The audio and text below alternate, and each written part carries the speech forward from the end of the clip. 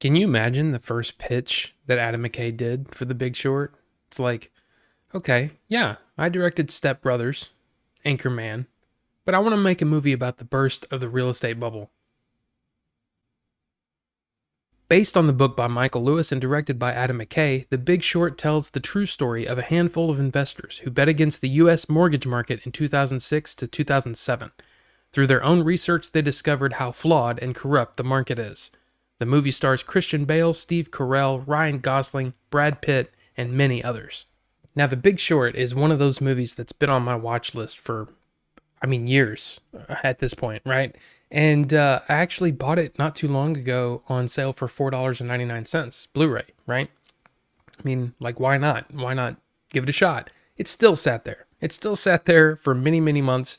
The idea of watching a comedy about the real estate bubble, but it's a drama too, and all that. But I heard so many good things about it. It was just like, okay, it's time to watch it, especially since Adam McKay's new movie coming out on Netflix called Don't Look Up. I'm kind of excited about that, and I said, you know what, this is probably a good time to check it out. And man, I'm glad I did. Now, if you're looking for a movie with an insane cast, this has got to be right up there. In fact, I kept thinking like throughout the beginning of the movie, I was like, hey, if I still played the Kevin Bacon game, this would be one of those hub movies. A movie with so many different actors that yeah, it's easy to get to Kevin Bacon from one of these people. Kevin Bacon was in Sleepers with Brad Pitt, so I hope that helps you out. But yeah, this movie, the cast is incredible. All across the board. There's not a bad performance in the whole movie. The movie is littered with faces, right? Some people that you might not know their name, but you go, yeah, I've seen them before, and it's so good. It's just so good. At first, when I first started the movie, I was sitting there going, this seems like a lot like The Office. The way that it's shot, the way that it's edited, sort of this almost documentary style handheld footage, But very quickly, I just got into the movie, got into this story, and that's the crazy part. The script and the directing, the editing, everything is done so well. And this is a lot of information that most people don't know anything about, right? Shorting stocks and shorting, this industry, the mortgage industry, and all that kind of stuff. It's a lot of difficult concepts, for many people. And the way that the story is told, the way that it's edited, it's insane that you can follow what's going on. But, me being an idiot, yeah, I was able to follow along quite well.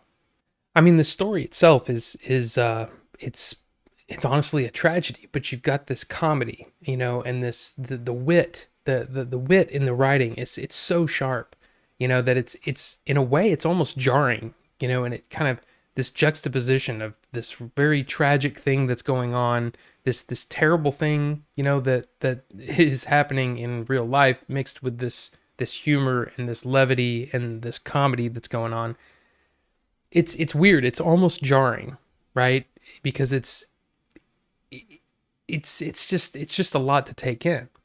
But at the same time, I feel like that comedy is absolutely necessary because it helps to open you up to the ideas that they're presenting.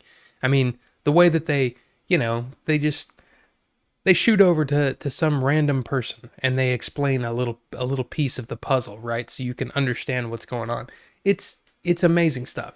But I think that's my main, if I had an issue with the movie, I think that's my main issue with it, is that it's very uneven, and it's hard to call this anything resembling entertainment in a way because of the subject matter being so heavy and so let's be honest, it probably hits home for a lot of us, right? Some of the stuff that's going on here. I'm sitting here watching it and I'm laughing and I'm kind of enjoying having a good time with these actors that I really enjoy, but the story being told is, man, it is in some cases heartbreaking. In the end, I would say, yeah, I'm so glad that I watched this. I'm so glad that it came out the way it did, that the entire package works the way it does. While I can totally say that I enjoyed the movie, right? And I even recommend the movie. If you haven't seen it, I would say absolutely check it out. Give it like 3.5 stars. It's almost perfect. it's weird calling it a good time, right? It just doesn't feel right to call it a good time. So The Big Short from 2015.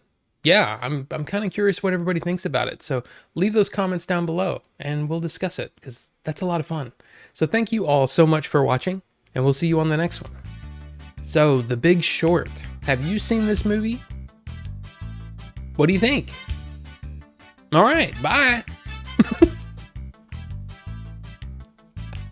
Maybe that's how I should end it.